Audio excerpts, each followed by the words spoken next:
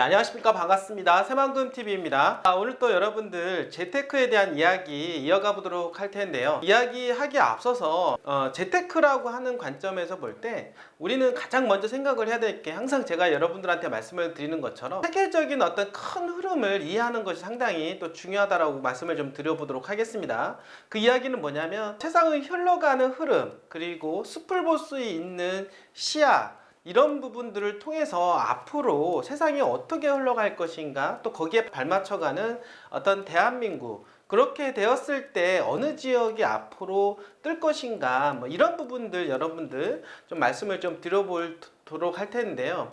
세상에 대한 흐름은 어떤 쪽으로 흘러갈 것인가, 여러분들 항상 제가 산업 부분에 대한 이야기 말씀을 좀 드렸는데요. 4차 산업, 그리고 첨단 산업에 대한 이야기, 앞으로 이런 쪽으로 방향은 흘러갈 수밖에 없다라고 말씀을 드렸고, 또 하나는 마찬가지로 친환경에 대한 이야기 여러분들 말씀을 드렸습니다. 그러니까 친환경과 관련된 그런 산업들이 대세의 흐름이 될 수밖에 없다. 왜냐하면 글로벌 시장에서 원하기 때문이라고 말씀을 좀 드려보도록 하겠습니다. 미국에서는 그런 법안들이 계속해서 나오고 있죠. 이제 그러므로 해서 전기차 관련된 산업들이 계속해서 발전하고 지금 현재 성장에 대한 속도감을 더욱더 높인다라고 좀 말씀을 좀 드려보도록 하겠는데요. 마찬가지로 친환경을 고려한 그러한 산업들, 글로벌 기업들이 원하기도 한다. 그러기 때문에 거기에 발맞춰 가야 된다라고 하는 부분들, 자, 이러한 것들이 큰 시대적인 흐름이다라고 볼 수가 있겠습니다. 자, 나라별로 본다라고 하면 최근 들어서 여러분도 어떻습니까? 신냉전 시대가 다시 오는 게 아니냐. 신냉전 시대라고 우리 보면은 양축을 우리가 생각을 할 수가 있겠는데요. 지금 현재 북한과 러시아 그리고 중국이 급속도로 지금 현재 붙고 있다라고 말씀을 좀 드려보도록 하겠습니다. 러시아 우크라이나의 전쟁으로 인해서 거기에 중국이 지금 현재 러시아를 돕고 있는 그런 형국으로 가고 있고, 또한 북한도 지금 러시아 편에 서고 있다, 이런 이야기들을 많이 들어보셔서 아실 거라고 생각을 하겠는데요. 또한 미국과 중국의 어떤 무역적인 부분들 여러분들, 그리고 세상에는 이제 G2국가라고 하는 미국과 중국이 있는데, 세상에는 태양이 하나밖에 없다, 이런 이야기 할 정도로 지금 미국에서 중국을 상당히 견제를 하고 있습니다. 그동안 미국으로 인해서 엄청나게 성장이 되었던 중국, 이제는 미국을 넘보려고 하고 있는 그런 상태에서 미국에서 상당한 지금 견제가 들어가고 있는 그런 상황이라고 볼 수가 있겠습니다. 자, 그렇다 보니까 미국에서는 지금 모든 산업들을 미국으로 지금 다시 빨아들이려고 하는 그런 어떤 법안들이 쏙쏙들이 지금 제출이 되고 있는데요. 일례로 반도체법이라든지 IRA, 지금 현재 인플레이션 감축법을 통해서 지금 산업들을 지금 빨아들이고 있다라고 볼 수가 있겠습니다. 그리고 지금 보시면은 이제 달러 강세를 통해서 여러분들 아시겠지만은, 그리고 미국에서 금리가 지금 상당히 높은 가운데에서 하는 세상에 있는 신흥국가뿐만 아니라 유럽에 있는 자금들까지도 미국으로 빨아들이고 있다라고 말씀을 드려보도록 하겠습니다. 그런 가운데 한국과 일본 그리고 미국이 지금 현재 세 나라가 경제뿐만 아니라 안보까지도 묶어지고 있는 그런 상태, 지금 여러분들 흐름을 보이고 계십니까? 이런 부분들이. 그래서 새롭게 지금 신냉전으로 가는 게 아니냐, 이렇게 지금 현재 흐름을 말씀을 좀 들어보도록 하겠는데요. 그동안 대한민국은 현재 경제 분야에 있어서는 중국에 상당히 의존했다라고 볼 수가 있겠습니다. 거의 한 28% 정도까지 중국에 의존하고 있었다라고 볼 수가 있겠는데요. 그동안 미국과는 안보하고 여러분들이 묶여 있었고, 중국과는 이런 어떤 경제적인 부분으로 이제 묶여 있었는데, 지금 현재 미국에서는 어떻습니까? 원하는 거는 뭐냐면 안보뿐만 아니라 경제도 미국과 그리고 한국 그리고 일본이 결속해서 가는 방향으로 다가가고 있다라고 볼 수가 있겠습니다. 그러다 보니까 중국에서는 우리나라와의 어떤 문제가 조금씩 야기되고 있는데요. 사실 이러한 부분들도 어떻게 보면은 지금 순간은 그렇게 보일지는 모르겠지만 워낙 중국과 대한민국이 경제적으로 결속이 되어 있는 그런 상태이기 때문에 하루아침에 금방 결별을 선언할 수가 없다라고 생각이 됩니다. 대한민국 또한 마찬가지로 중국과 너무나도 많은 경제적인 부분들이 엮여져 있기 때문에 중국을 바로 배척할 수가 없는 그런 상황이 있기 때문에 중국과 경제 분야는 어떻습니까? 더욱더 결속을 맺고 또 미국과도 또한 마찬가지로 그런 관계로 가는 관계 속에서 어떤 정치적인 문제 그리고 경제적인 문제를 해결을 해 나가야 되는 게 또 대한민국의 숙제라고 볼 수가 있겠습니다. 미국에서 계속해서 만들어지는 그러한 어떤 법안을 보게 되면 자국 위주로 자국 중심으로 지금 현재 법안이 만들어지고 있다. 결국에는 세상의 돈의 흐름이 미국 쪽으로 지금 흘러가고 있다. 그런 가운데 대한민국은 또 하나의 혜택을 볼 수도 있다라고 말씀을 드려보도록 하겠습니다. 여러분들 아시겠지만 2차 전지에 관련된 부분들 인플레이션 감축법을 통해서 중국이 제재를 받고 있기 때문에 중국계 기업들이 대한민국과 합작회사를 지금 만들고 있는데요. 거기에 가장 혜택을 보고 있는 지역이 또 새만금 아니겠습니까? 자, 그러다 보니까 항상 안 좋은 것만 있는 것이 아니라 좋은 점도 또다시 나오고 그러므로 해서 또 산업 생태계가 만들어지는 그런 모습들로 여러분들 볼 수가 있겠습니다. 자, 중국과의 끈이 약해지고는 있지만 일본과 그리고 미국과의 끈은 더욱더 높아지고 있고 유럽과의 끈도 또한 마찬가지로 높아지고 있는 그런 관계이기 때문에 안 좋은 점만 찾아볼 수 없고 또 거기에 또 좋은 점도 계속해서 나오고 있다라고 하는 부분 속에서 세계적인 큰 흐름을 이해하면서 여러분들이 투자를 임하신다라고 하면 그 속에서 기회를 찾아볼 수가 있다라고 생각이 됩니다. 자, 미국과의 정상회담, 워싱턴 선언이 이루어진 지가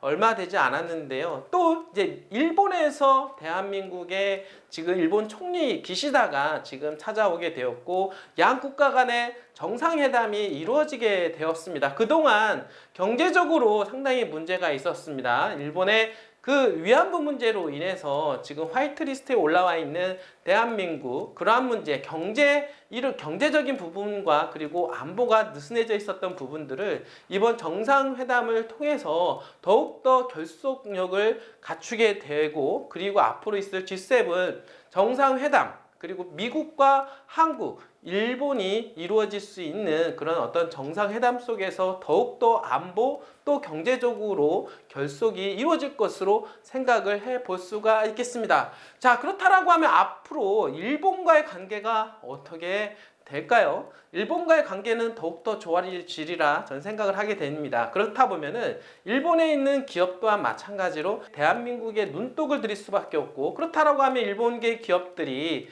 어디에 눈독을 들일까? 저는 그렇게 생각을 합니다. 일본계 기업 또한 마찬가지로 첨단 산업과 대한민국의 첨단 산업이 합작해서 만들어질 것으로 예상을 해볼 수가 있겠는데 그렇다라고 하면 이 새만금을 또 눈독 들여야 되지 않을까 저는 생각을 하게 됩니다. 왜냐하면 새만금은 무한한 가능성이 있고 지금 백지 상태이기 때문에 그리고 토지에 대한 부분들 활용성이 너무나도 높고 토지에 대한 보상을 하지 않고도 바로 어떻습니까? 개발이 이루어질 수 있는 엄청난 장점이 있기 때문에 미국 그리고 일본 더 나아가서는 중국 또한 미국을 견제하는 차원에서라도 새만금을 선택할 수밖에 없는 그런 곳이 바로 새만금일 수밖에 없다라고 말씀을 드려보도록 하겠습니다. 자, 이번에 일본의 기시다 총리와 대한민국 윤석열 대통령과의 정상회담을 통해서 더욱더 관계성이 복원이 되고 회복이 되는 가운데 과연 일본은 대한민국의 어느 곳을 선택을 할 것일까? 경제적으로 어느 쪽을 선택을 해서 대한민국과의 결속력을 높여갈까요? 저는 바로 새만금을 주목할 필요가 있다라고 말씀을 좀 드려보도록 하겠습니다. 자, 윤석열 기시다 정상회담으로 전방위 협력이 지금 현재 이루어지고 있는 그런 상황인데요. 12년 만에 셔틀 외교가 이루어졌습니다. 자, 본계도 일본도 새만금의 문을 두드릴까요? 저는 충분히 가능성 있다라고 말씀을 드려보도록 하겠습니다. 그렇다라고 하면 어떤 분야에서 지금 현재 새만금에 눈독을 들일까요? 바로 첨단 산업 분야일 수밖에 없다라고 말씀을 드려보도록 하겠습니다. 자, 윤석열 대통령과 기시다 후미오 일본 총리가 7일 용산 대통령실에서 한일 정상회담을 갖고 12년 만, 무려 12년 만에 바로 옆 나라인데 그동안 관계가 너무나도 안 좋았죠. 이제 결국에는 12년 만에 이렇게 셔틀 외교를 하게 되었는데요. 자, 그렇게 하면서 안보 분야와 경제, 사회 등 주요 관심사에 대한 협의를 진행했다고 합니다. 자, 양국은 후쿠시마 오염수 관련 우리 전문가들이 일본 현장 시찰단 파견에 합의했으며 이달 중순 히로시마에서 열리는 G7 정상회의에서 우리 국민 원폭 희생자 위령비를 함께 찾아 참배하기로 했다라고 합니다. 최근 들어서 우리나라는 G7 국가에 포함이 안 되는데요. 여기서 G8, 그래서 우리나라까지 플러스 시키자 이런 이야기들이 나오고 있는데 그동안 G7 회의에 지금 우리나라에 관여가 되는 것을 일본이 상당히 조금 반대했던 부분이 있습니다. 자, 그런데 이렇게 셔틀 외교를 통해서 일본이 어떻습니까? 대한민국을 오히려 초청하는 이런 어떤 좋은 시기를 지금 맞이하고 있다라고 말씀을 좀 드려보도록 하겠습니다. 그 G7 그러한 그 국가 회의의 정상회의 회의에서 대한민국과 일본 그리고 미국이 이 3개 국가가 이제 앞으로 회의가 이루어질 것으로 예상을 하게 되는데요. 어쨌든 미래 세대 교류 및 경제 협력을 확대하기 위한 구체적인 방안을 협의하고 북핵 위협에 있어서 한미일 3국 공조에 공감을 했으며 특히 윤 대통령은 한미 간 확장 억제 강화 방안을 담은 바로 워싱턴 선언에 대해 일본에 대한 참여를 배제하지 않겠다. 서로 협력하겠다. 이 안보 분야에 대해서는 서로 협력하겠다라는 의지를 보여줬다라고 볼 수가 있겠습니다. 한미일 협력이 더욱더 속도가 낼 전망이라고 하네요. 두 정상이 다시 마주한 것은 윤 대통령이 일본을 이제 방문했죠.